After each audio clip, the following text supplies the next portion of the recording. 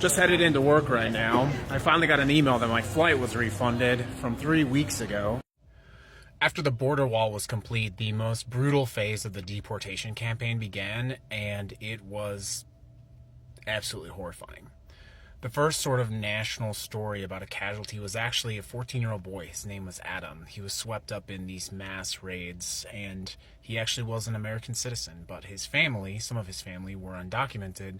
They were all swept up in one raid. And that's kind of the way that it happened. They were big, messy, chaotic raids, and unfortunately, while the details of his death are still mysterious, it was on the national news, and it caused a massive outpouring. And to be honest with you, it was the first time I felt like an American citizen again. It's like, we're going to push back against this. We're fighting against this. But that show of force was met with massive federal police response.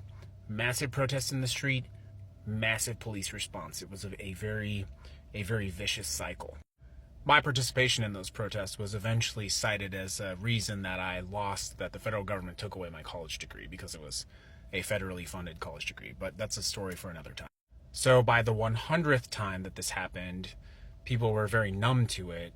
By the 1000th death, it wasn't even reported on the news anymore. Because the federal government and local police did not have enough resources to effectively police a sort of counter-protest, they had to rely on help from organizations like the Proud Boys and militias. And it was true, as was reported in late 2024, police agencies and these militias were actually working together. And so when they needed resources, they were happy to show up and help. And it got very messy. So with rising, obviously, international chaos, it was the perfect pretext. And so, about a month ago, the border was closed. Finally. And while a lot of people expected the border to be closed to immigration and to people coming in, what a lot of Americans didn't realize was going to happen was the border was closed for them to leave. And people were shocked. Absolutely shocked.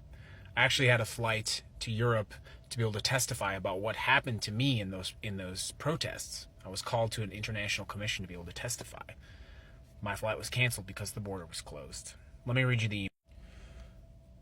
We regret to inform you that the upcoming flight scheduled for departure has been canceled due to sudden international border closures implemented as part of ongoing national security measures. At this time, all non-essential travel across the border has been suspended until further notice. We understand the inconvenience this causes and are actively working with authorities to monitor the situation.